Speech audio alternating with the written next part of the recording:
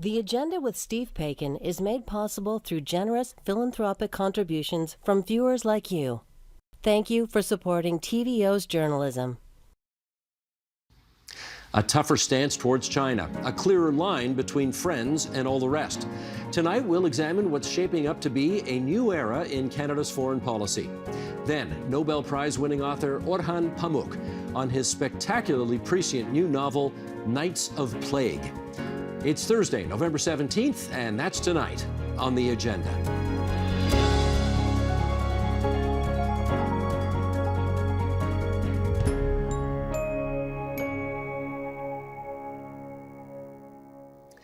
At the G20, at the ASEAN Summit, and even earlier this fall in Washington, Canada seems to be pretty deliberately signaling a shift in the foreign policy agenda.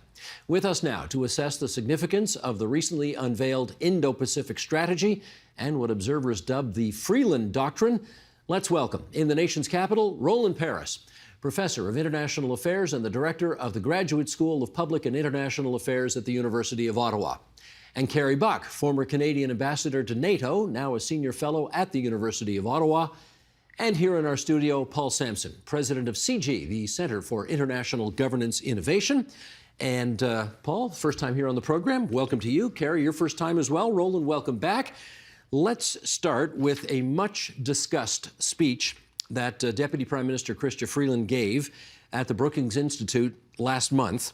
The contents of which are apparently now a doctrine. This has been dubbed the Freeland Doctrine. Here's part of the speech. Let's roll it, please. Liberal democracy worldwide has today declined back to 1989 levels, and autocracies have been making a comeback. Many, including China, the second most powerful country in the world, have grown both wealthier and more coercive. And as Paikin is murderously proving, economic interdependence does not always prevent war. All of this means that we, the countries of the non-geographic West, need to build a new paradigm. The Cold War is still over, but so is the end of history. Carrie Buck, let's start with you. Do you agree with her analysis? Absolutely agree that the end of history was misguided. We expected, as part of a grand bargain in the mid-2000s, early 2000s, that somehow China and others might, by embracing new norms, starting to join WTO, et cetera, might move closer towards our system of values and support for what we call the liberal international order, and that hasn't happened. So that part I agree about entirely. In terms of what the proposed answer or solution to that is, I both agree and disagree. Okay, hold off on that for now. We'll unpack that as we continue along. Let me get initial impressions now from Roland Paris, the Freeland Doctrine as it's been enunciated. What say you? Well, I also have reservations about her recommendations, but I agree with her analysis of how the world has changed. I think that that the speech did a really masterful, even lyrical job of laying out how the world has changed, including the points that Carrie just made, and the very notion that economic interdependence will not necessarily lead to a more peaceful world, and that some emboldened authoritarian countries, we're talking to you, China and Russia, have been using this interdependence as a weapon to try to advance their geopolitical goals. And I think that this is something that has become clear over the last few years. A number of people have pointed this out, and this is Chrystia Freeland's version of the same assessment. Okay. Paul, if there is now a so-called Freeland Doctrine, what are the main pillars in it?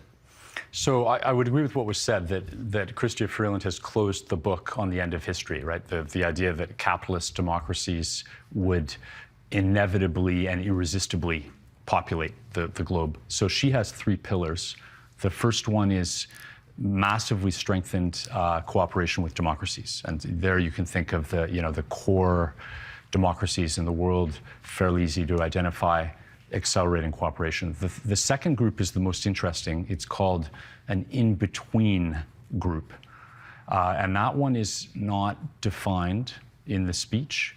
And I think that's where the action is going to be, right? Which countries, if the third group is the autocracies or the authoritarian regimes, who are the in-between countries? Are they, is there a clear line between the democracies, the in-between countries, and the authoritarian regimes? I think is a key question. Okay, Roland, why don't you pick up on that? Because I think, most people can see it. They know a democracy when they see it. They know an authoritarian country when they see it. These in-between countries seem to be a little murkier. What light can you shed on that?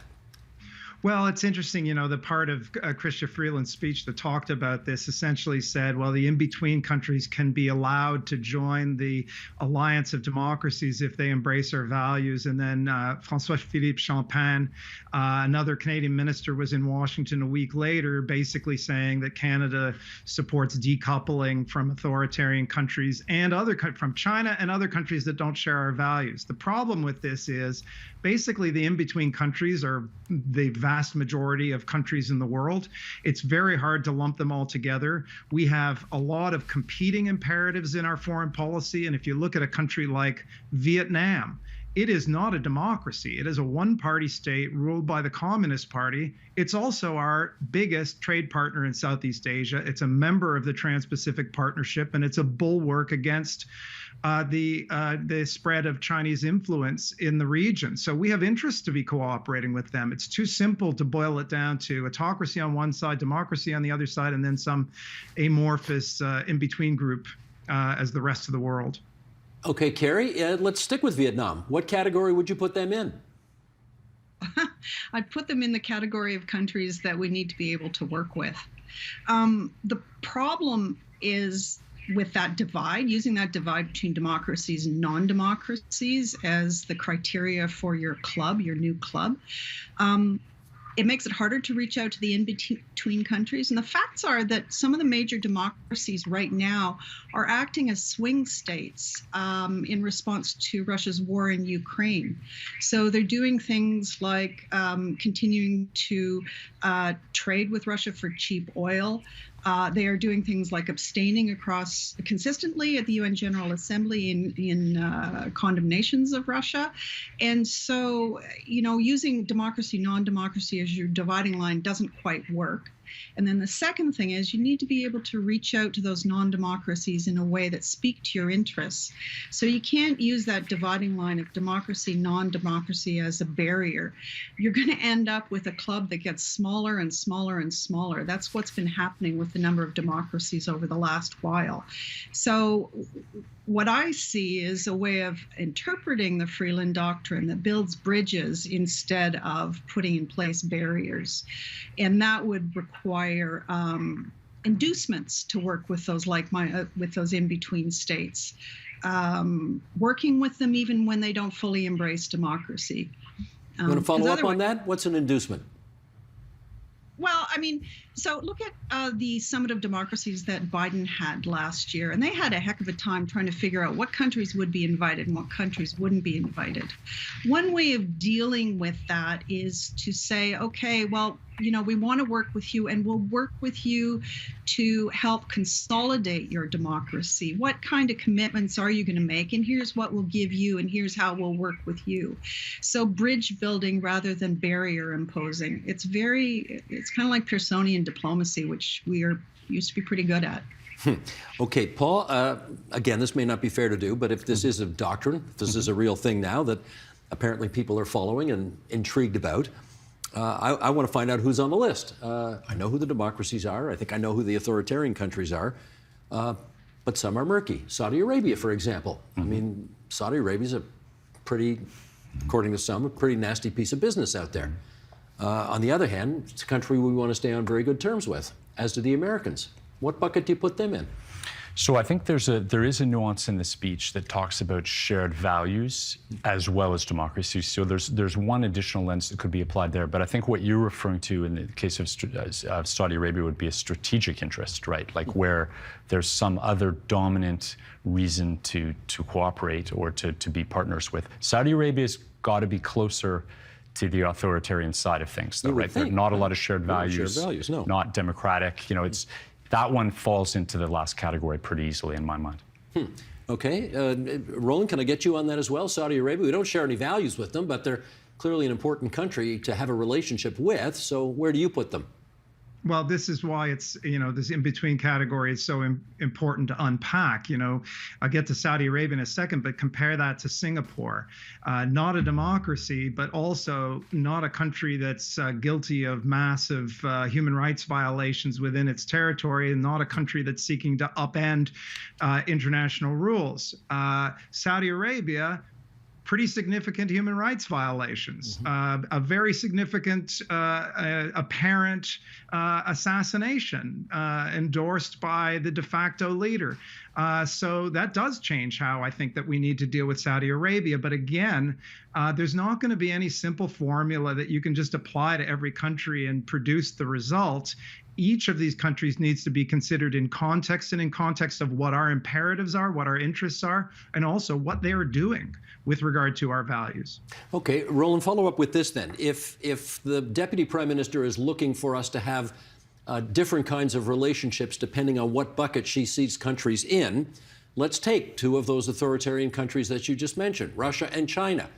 What kind of different relationship going forward is she thinking about? Well, she's certainly talking about reducing our vulnerability to those countries. And that's the whole topic of friendshoring, or the idea of building supply chains that are running through the economies of countries that you can trust, and reducing vulnerability to threats and coercion from countries that you don't trust.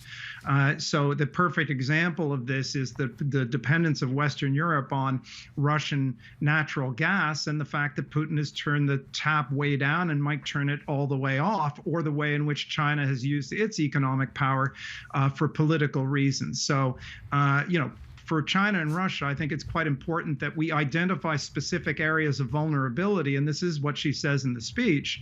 She's not saying cut off trade with China.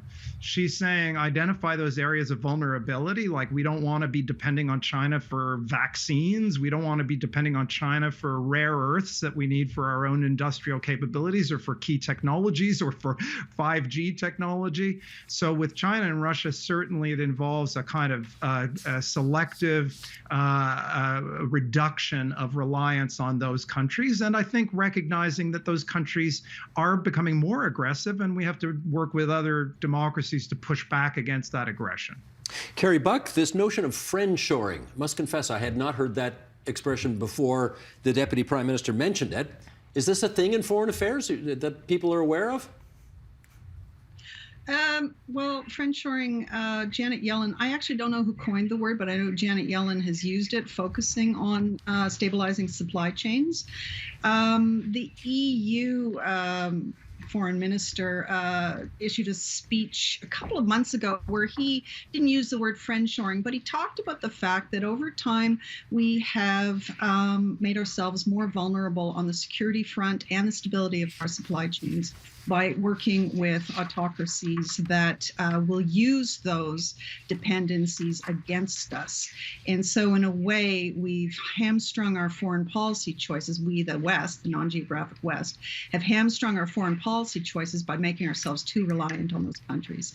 So the idea is to do more with our friends and do less with the autocrats. And that idea is attractive, and I think it can work, but you have to interpret it in a way, as Roland said, when you're dealing with the autocrats, you have to do two things. You have to recognize that there's some global commons concerns that you can't do anything about without working with them. Climate change in China, for instance, or pandemics in China, a lot of Asia. And the second thing, as Roland said, we have to be pretty targeted in defining what our vulnerabilities are, and deliberatively pull back and make ourselves less vulnerable. So what are those areas? 5G, critical minerals, as he says, disinformation, energy in the case of Russia. So pretty defined subsets or areas where you can start to pull back and work more with other states, including some in-between states, to reduce our vulnerabilities. Paul, do you see evidence so far, and admittedly the speech was only given not that long ago, but do you see evidence that the federal government has now adopted this as its official operating theory of foreign affairs? Well, I think there are things that you can see already. One I would point to is the Investment Canada Act that that had some changes made to it just in the last few weeks about investments into Canada that would be deemed as either sensitive for national security or in particular would involve state-owned enterprises. And state-owned enterprises, many of the largest ones are in China, but some other countries have them as well. And so that kind of automatically triggers this review and makes a no much more likely than has been the case in the last couple of decades. I think it applies particularly to the strategic minerals that were mentioned. Areas of critical importance in energy as well, I think would fall into that. Fertilizer wasn't mentioned so far. I would put that in the category as well.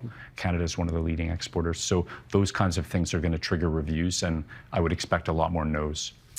Okay, Roland, I'm going to ask you the sort of tricky, smart-ass political question here about the Deputy Prime Minister of the country making a significant speech about foreign affairs in a different country.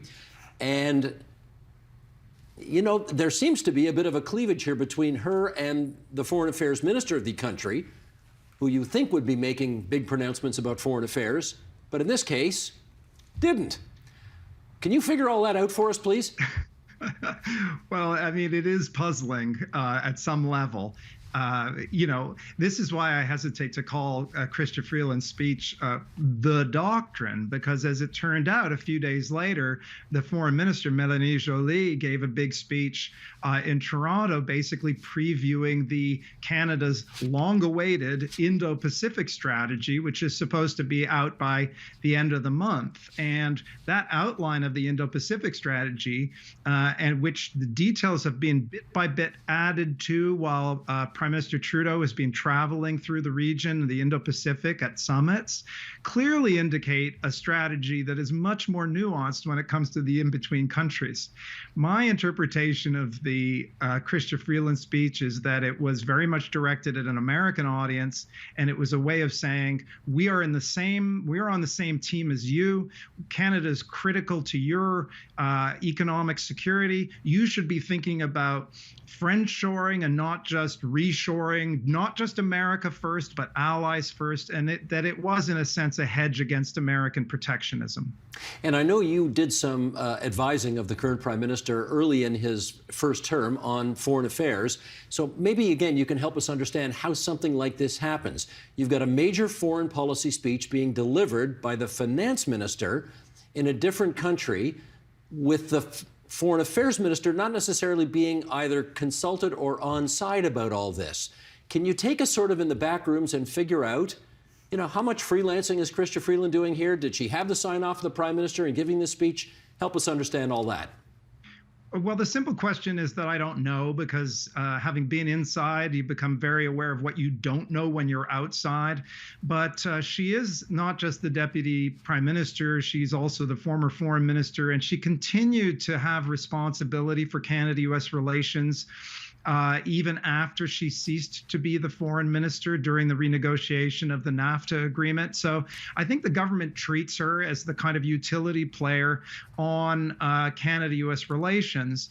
But having said that, I have to say it is a little bit puzzling, and you know, I don't know if it was a deliberate decision to have somewhat different messages delivered by different ministers, or whether she just has so much latitude that there's not a close eye on speeches she plans on delivering. It's very hard to know in practice, but you know, I think that what the Prime Minister is doing and saying, and what the Foreign Minister are doing and saying during this visit to Indo-Pacific, is a better reflection of what our foreign policy is than necessarily the Freeland speech. Okay, still going to get to that, but Kerry Buck, I want your take on this as well. Do you think, never mind the behind-the-scenes machinations, the speech having been given, the speech being somewhat different from the message that the actual foreign minister was trying to enunciate, do you think that creates confusion in the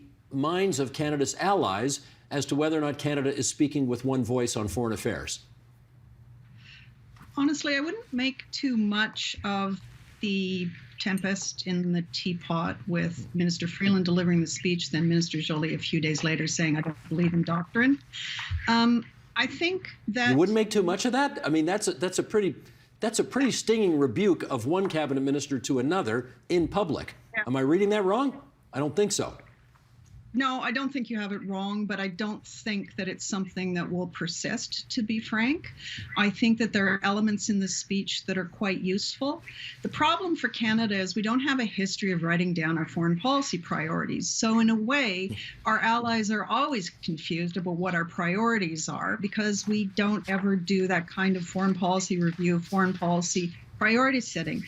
This government's done it twice now, once in Minister Freeland's speech to the House in 2017 and in this speech. And I think there are elements in the speech. While I have difficulties with some too blunt a version of friendshoring, I think there are elements in the speech that give a vision to Canada's foreign policy that are useful, and I think they're already being reflected in what Canada is doing on the ground. As Paul said, on what I call negative friendshoring in terms of reducing our vulnerability. And then on positive friendshoring, I think there's some seeds that we can build on, and we're not quite there yet. So doing more on democracy, for instance, embedding it in our development assistance, in our security programming, and some of our security approaches. Reaching out to those in-between states that are useful to us to build bridges. So it'll be interesting to see when the full Indo-Pacific strategy is unveiled, where we're going to focus, who are those in-between countries or those democracies where we have longstanding relationships that will really focus and be consistent in our appearance in Asia-Pacific, in Indo-Pacific, unlike our inconsistent appearances in that region for the last almost 2 decades. Paul, can I get your take on this as well? Do you think there is confusion among Canada's allies about what the heck's going on right now? I don't, actually. I mean, I think there, as Roland said, there's always a little bit of what's Canada saying, for sure. But I don't see an inconsistency between what Minister Freeland said and what Minister Joly said and what the Prime Minister did this week. I think, as Roland said, in the end, it shows up on the ground. I think both Kerry and Roland said that. The actions, there were a number of initiatives launched this week. I don't see inconsistencies with the overall policy. Kerry's line was, it was a tempest in a teapot. I mean, it may have been short term, it may be past now, but it was a tempest for a little bit there. Would you agree? Within the circles that pay attention to those kind of things. Right? Well, I'm small not saying for kitchen table issues for Mr. and Mrs. Everyday Ontario, but okay. All right, I get what you're saying there. Roland, again, this may be in the realm of speculation, but you've been inside these meetings and I haven't been, so I am curious about how it works, and maybe you know and I certainly don't. Do you think the Prime Minister at some point calls in Freeland and Joly, and who knows, maybe even Champagne as well, and says to these 3 ministers, we kind of got to get our act together here. We got to stop fighting in public. We got to sing with one voice. Does a conversation like that happen?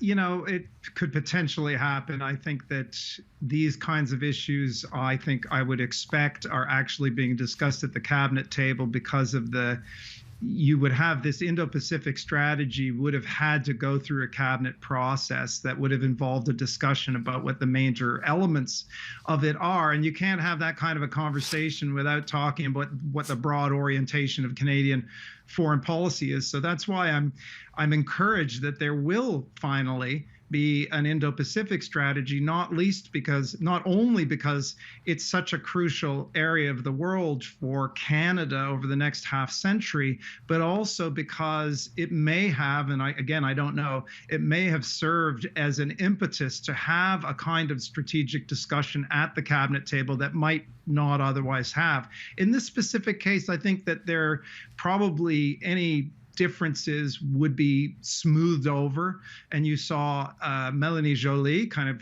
get up and give a speech of her own, and then she's on the stage internationally, and so is the Prime Minister. And as we've all been saying, I think that the actions, in a way, have to be correlated with the words, and the actions suggest a more nuanced overall approach. But Chrystia Freeland, what she said is very important, and there are huge parts of that speech that reflect what Canada's doing and what Canada will be doing. Do you think, Kerry, that this sort of admittedly temporary tempest in a teapot spat has deflected attention from the Indo-Pacific statement, which the government clearly wanted more eyes on, as opposed to this feud, if in fact that's what it was?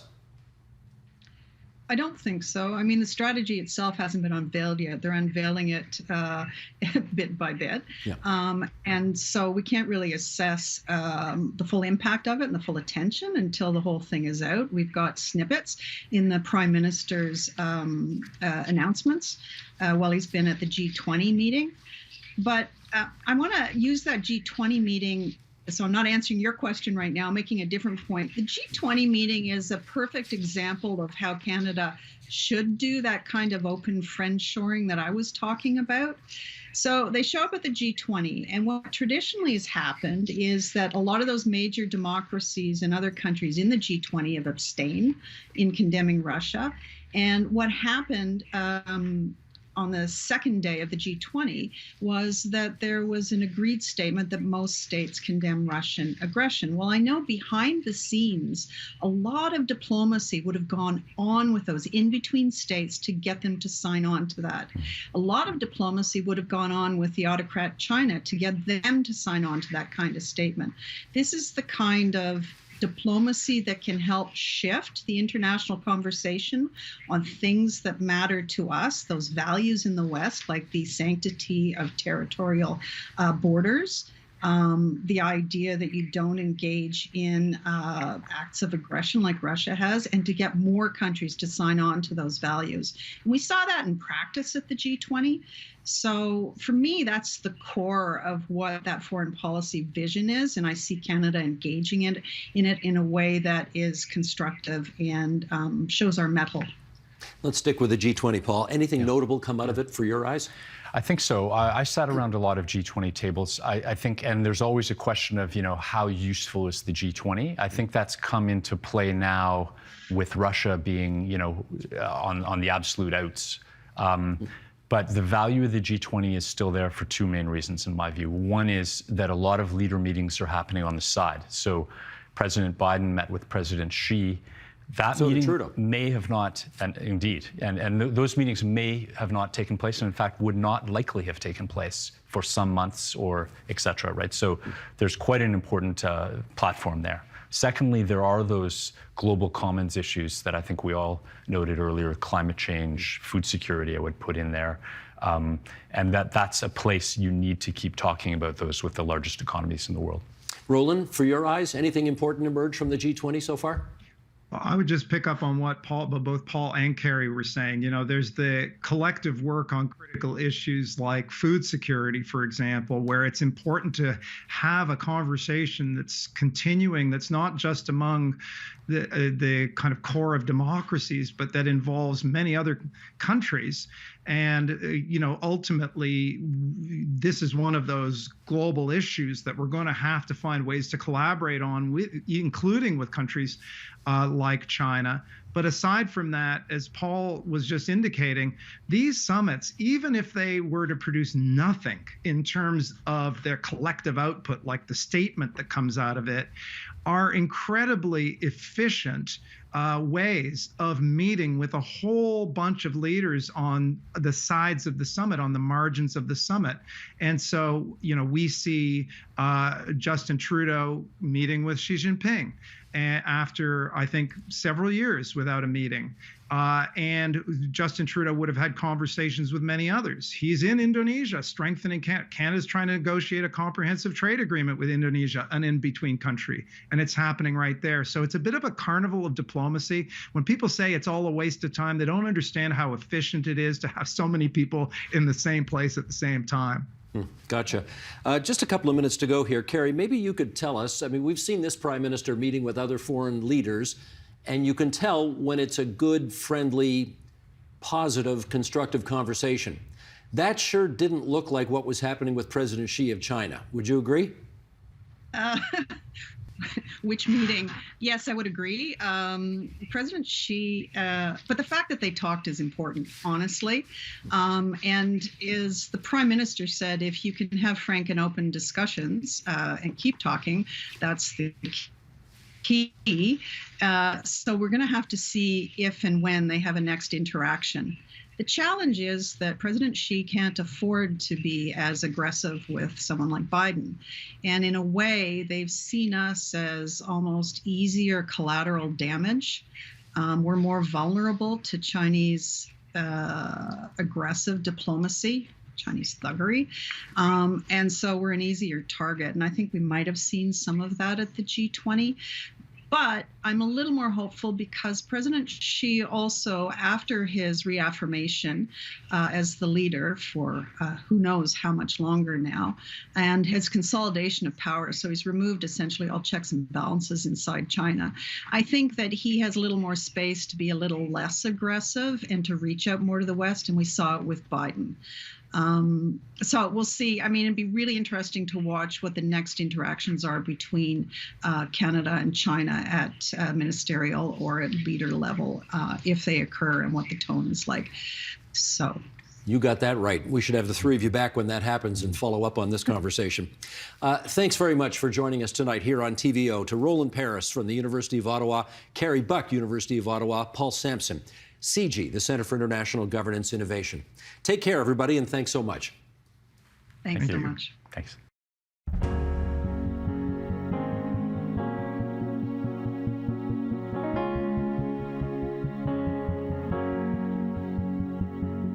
If a novel set during a fictional plague in the final days of the Ottoman Empire might once have felt remote or speculative, events of the past few years have certainly changed that. And indeed, in the hands of Nobel Prize-winning author Orhan Pamuk, it turns out not only to be incredibly timely, but also evocative across many themes.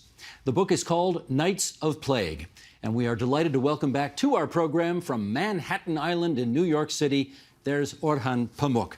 Mr. Pamuk, it's so good of you to join us again. You joined us 5 years ago in our studio here in Toronto, which was the first time we met, and you indicated back then that you were working on this book dealing with a pandemic, and then the real pandemic hit. That feels eerie and spooky. What inspired you to put that element into this book? Well, I've been thinking about writing a plague novel for the last 40 years, actually. I'm surprised that I told you about that when I was there in Toronto last time, 5 years ago. I am happy that I said this because I started writing this novel 5 years ago, and three years after I wrote for 3.5 years, and suddenly, as you said, coronavirus pandemic hit us. I had many emotional responses. First, very strange. I felt guilty. It felt as if the novel was so intimate, so esoteric, that everything that I've been writing about suddenly was on the newspaper front pages. Then I thought it leaked. The coronavirus, it felt as if it leaked from my manuscript. Then there were these friends saying, Orhan, you're writing again a long historical novel about esoteric subjects. Who would read that? Please don't do it. Then the same friends began calling me back saying, you're lucky. Actually, I was not lucky. My aunt, 94 years old, was one of the first victims of coronavirus in Istanbul, and she was living just 2 streets away from me. And I was obviously, like all of us, very scared, especially in 2020, March, April. And I realized that although I've been researching and thinking, turning around this book so many times, thinking again, looking at old manuscripts, I forget one thing. My characters did not fear as much as I felt at 2020, March, April. So I injected my fear to my characters. That was the only change I made in the novel. Let's take our listeners and our viewers back more than 100 years, and I want to set up the novel as you've written it. You've created an imaginary place in the dying days of the old Ottoman Empire. You've thrown in the bubonic plague. You've added a murder mystery element to it as well. I guess I'm wondering, where does an author, where do those disparate elements and themes come from in your imagination? There are different things. The idea of plague came to me 40 years ago because I wanted to write a sort of existentialist novel about plague set in medieval Ottoman times. Then later I wanted to write something inspired by Edward Said's an anti-Orientalism book. That is, lots of visitors to Istanbul, as I chronicled in my other novels, wrote that Turks, Muslims, Easterners, Asians, Ottomans, whatever you call them, these people do not take epidemics very seriously. They are fatalistic. They say it's all written in our foreheads. If God had decided to kill us, what can we do? So I decided writing about this subject. Then I switched to politics, perhaps because I realized that in 19th century, especially in the second half, there were lots of cholera and problems of making cholera quarantine work, imposing quarantine was always problematical in human history. There were uprisings. So I decided that, since also at the same time in Turkey, Erdogan's government was getting increasingly authoritarian, why don't I write an allegorical, historical novel that implies to today politics of Turkey, but also a general novel about human behavior during a pandemic, whether, of course, my subject was more deadly. Bubonic plague kills one in 3, while coronavirus is at worst killed 1 in 100. Let me set up the next question by reading an excerpt from your book. This is from Nights of Plague, and here we go. Though their numbers had declined from the first days of the outbreak, there were still many people who were stubbornly using the belongings of the dead despite all the times the quarantine authority had warned against it.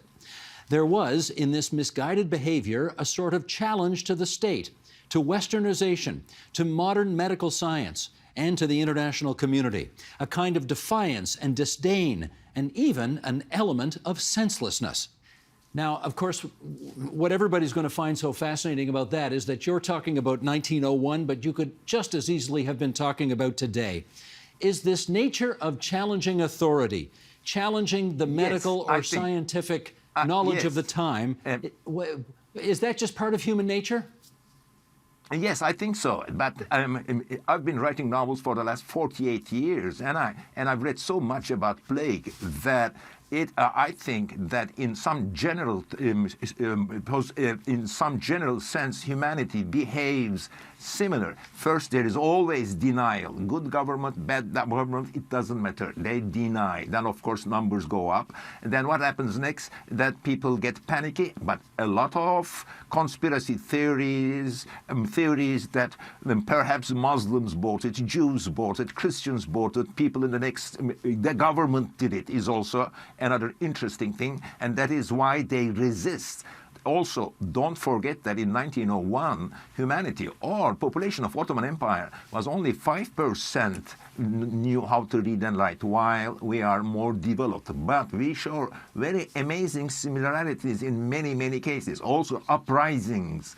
All major pandemics are also followed by uprisings. That is also what made my novel, I thought, would be interesting in the sense that my subject matter, interesting in the sense that it would be political, and it is definitely an outspoken political novel. Well, it is a novel, but of course so much of your novel is based on, well, let's just say it has eerie coincidences to real things. And I want to ask you about this fictitious island, Mingeria or Mingeria? How do you pronounce it? Both is okay. Okay. It's an outpost of the Ottoman Empire. It is the fictitious island in your book. It's in the last days of this empire. Is there a country or a part of a country in the world today that this island is very much based on? First, the modern Greek Republic's island of Crete is an essential inspiration. Then there is the small island, Castellarizo, or in Turkish, Maze, which is right across half a mile away from Republic of Turkey, where for quite a long time, in the month of May, I went and wrote my novels, and I used to see half a mile away a Greek island, and it also happens to be the most eastern place of modern Greek Republic. And each summer I go to Princess Islands, 2 hours away from Istanbul, and lots of little details. The feeling of being isolated in an island is also based on that island, which used to have horse-drawn carriages till 2 years ago.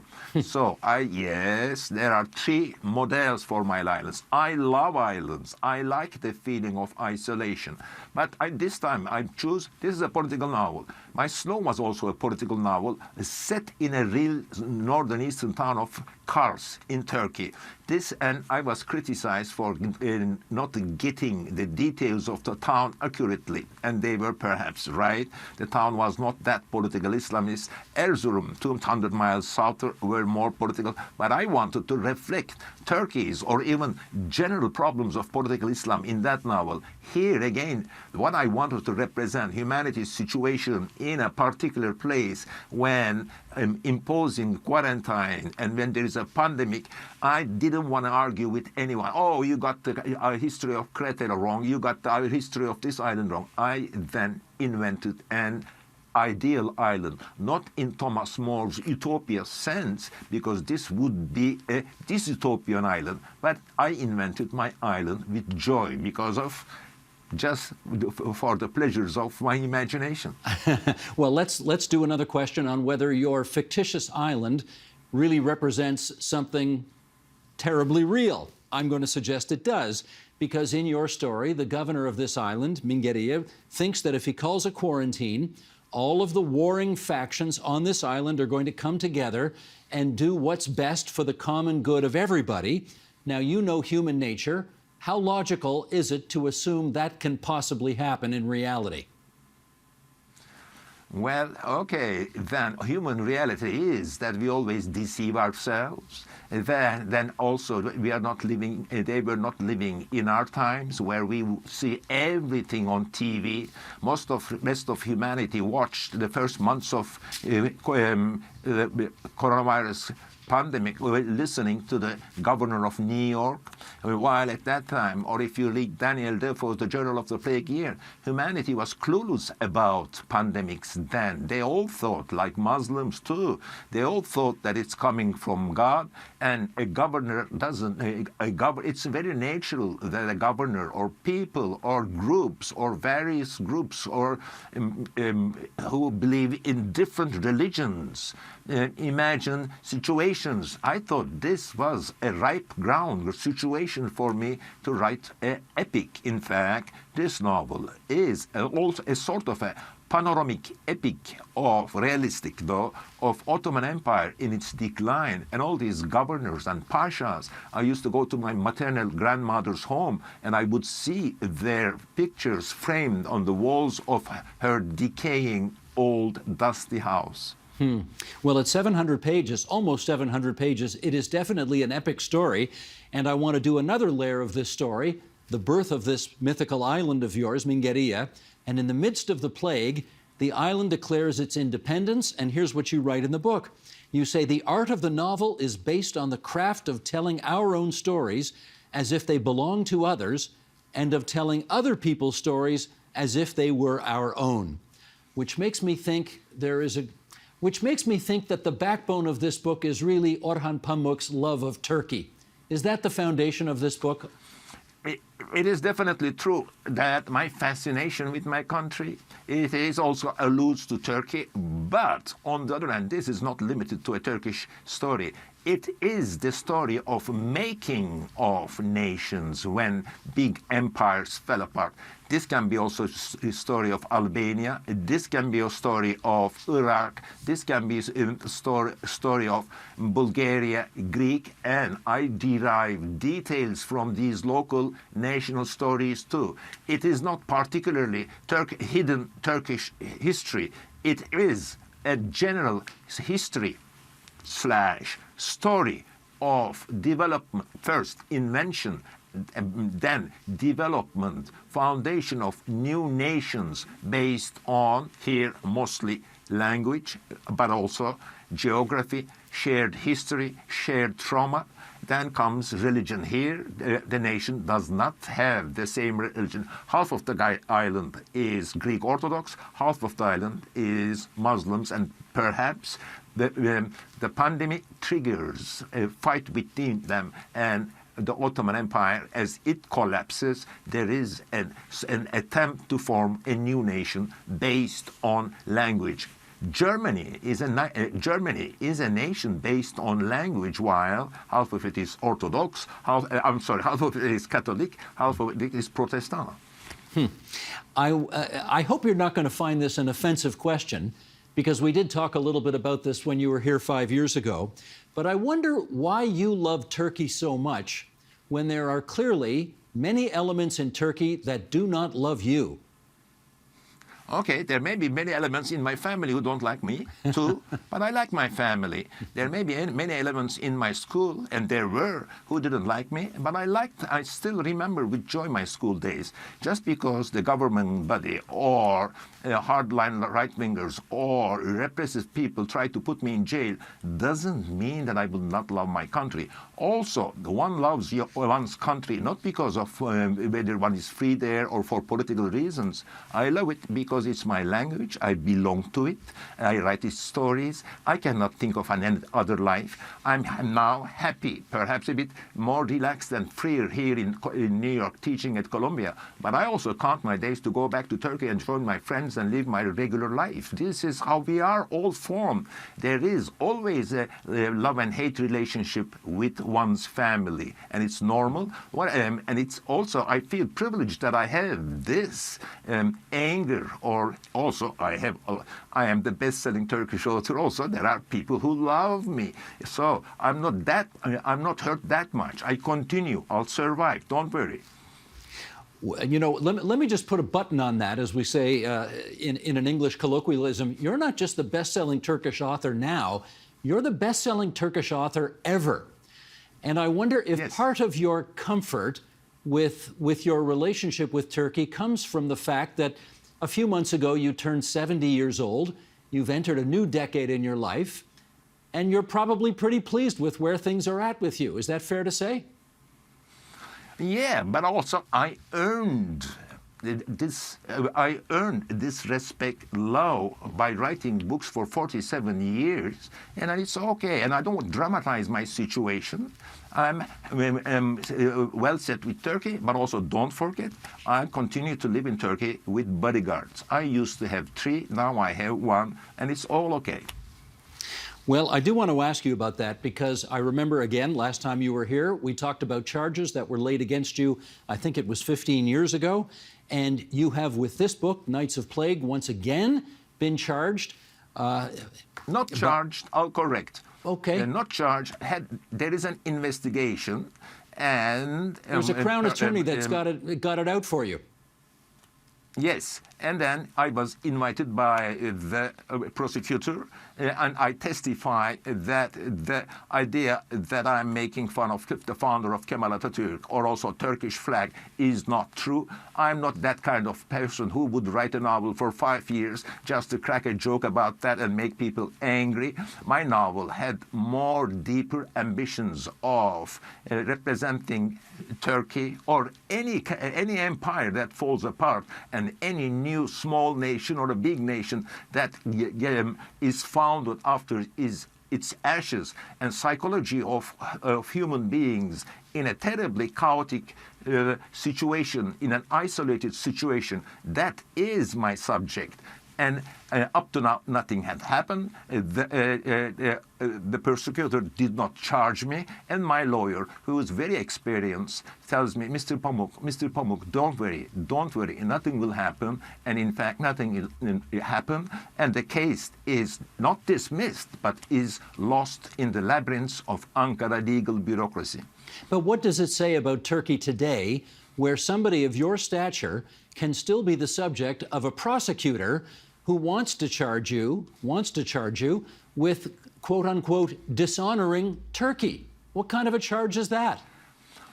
Yeah, I'm sorry. Yes, I'm also very sorry for this. I am the vice president of International PEN, and it is not a nice situation both for me and for Turkey. But that's how it is. Either you live with it or you only live in New York, and that's not what I want. Well, I do want to, since you mentioned that you are still required to have one bodyguard because of your situation, I am curious as to what you thought when you heard the news that your friend Salman Rushdie, at a literary festival in New York, of all places, somebody rushed the stage a couple of months ago and nearly stabbed him to death. What did you think when you heard that? Yes. I learned about the event because all the international writers, journalists were sending me emails. It was in the middle of the night in Turkey. So I immediately decided to write something about it. And I wrote it, and it's published in Atlantic here in the United States and all over the world. What can I do? What can I say? I'm sorry for Salman, but then I don't want to dwell on this subject more than anything else. Understood. I do need to ask you this. You obviously know that every time you bring a new book out and you try to push at the edges of what's considered acceptable free speech in Turkey, in a way you're asking for trouble. You know that when you do this. No. You don't know that? First, not every time I do a new interview, I am in trouble. I never had trouble with my books, except this one. And you see, I'm not charged. And I had trouble, and I'm saying this with irony, talking to journalists who are pushing me towards trouble. I hope you don't think I'm one of those journalists pushing you towards trouble. Well, you're very clever. You suspected that. I'm trying to keep you out of trouble. I don't want you to get into more trouble. But do you ever think when you're writing a book, I've got to pull my punches a little bit because one day I might cross the line and I really don't want to go to jail? Do you think that way? No, I'm not that kind of writer. Believe me, I am not a born political person. My ideal is beauty. I will write a politically incorrect novel if someone convinces me that my novel would be better. I will do a devil's pact with a political incorrectness, so to speak, if I am convinced that my novel would be beautiful. So for me, the first criteria is really joy of reading, giving joy to my readers. I wouldn't say even to my readers, to myself first, that I have achieved a beautiful novel.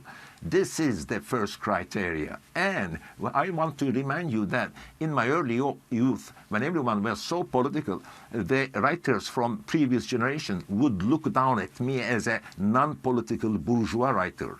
And I was not. Everything is relative. My political fame came because, and I don't want to talk about it this much, came because I was the only Turkish, internationally famous Turkish writer around. Let me circle back to something you said a few moments ago, which is that every major international pandemic has been followed by uprisings. And you spend a good chunk of your time in the United States, and I'd be very interested in your view as to whether or not you see the conditions in the United States today for a post-pandemic uprising. I don't mean what happened January 6th at the Capitol. I mean something much more significant than that. What do you see? Look, historians will, of course, in future relate Black Lives Matter uprisings with pandemic too. Of course, the horrible state of blacks in the United States is the first important reason, but it happened during the pandemic. And I wrote about this, that they were implying in New York Times that there will be uprisings, but I don't want to go around saying, yeah, you see what my point, it happened. I want to circle back to the book again, and by that, this is your longest book. We mentioned a few moments ago that it's approaching 700 pages. It's a wonderful read. You have such rich detail in the book. Thank you. I guess I'm wondering why you, obviously you felt you needed to have this book be longer than anything you've written before because you just had that much more to say. Why was that? Okay, look, when people tell me about the length of my book, I mention Moby Dick. I mention Proust. He couldn't finish his 7-volume novel. Then I mention the greatest book, novel of modernism, James Joyce Ulysses, which started, that will be 1,000 pages, which started as a short story. I don't know. There is no rationality. I enjoyed what I did. I hope that the reader also enjoy what I wrote. Sometimes it works, sometimes it doesn't. You will never know. In the end, a writer cannot calculate, cannot plan everything. I give my soul to my books. I talk to editors. We talk and discuss. I write and discuss. Finally, there is a book. I hope the readers decide. All right, one last question then about your native Turkey, and that is, again, since you were here 5 years ago, Turkey has obviously become a more illiberal place to live. It has become a more authoritarian... More repressive place. Yes, a more repressive place. And I wonder whether or not you are losing hope that your homeland will become the kind of country that in your heart you would love it to be. No, I'm not losing hope because although it's a repressive country, the popular poll stations, those companies that make polls are saying that Erdogan's votes are going down. I am happy about it. I don't think if there is a fair elections and this should happen constitutional in 10 months, Erdogan will be in power again. Unless something happens, he declares a war to some country or invents an excuse to cancel elections. But I am definitely sure that especially because of the poverty he imposed on people in the last 2 years, not because of human rights, but the Turkish people economically went down so dramatically, Erdogan will lose elections, and that makes me feel better, unfortunately. Well, what makes me feel better is that you make time for us and our program and our listeners and our viewers. Mr. Pamuk, we're very grateful to you for joining us tonight here on TVO. We are happy to remind people Nights of Plague is your latest. Thank you so much. Thank you so much.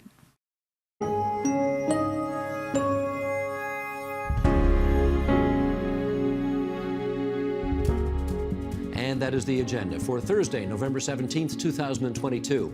Tomorrow, Nam Kiwanuka gets an update on this increasingly difficult cold, flu, and COVID season. You won't want to miss that. I'm Steve Paikin. Thanks for watching TVO, for joining us online at tvo.org. And Nam, we'll see you here tomorrow. The Agenda with Steve Paikin is made possible through generous philanthropic contributions from viewers like you. Thank you for supporting TVO's journalism.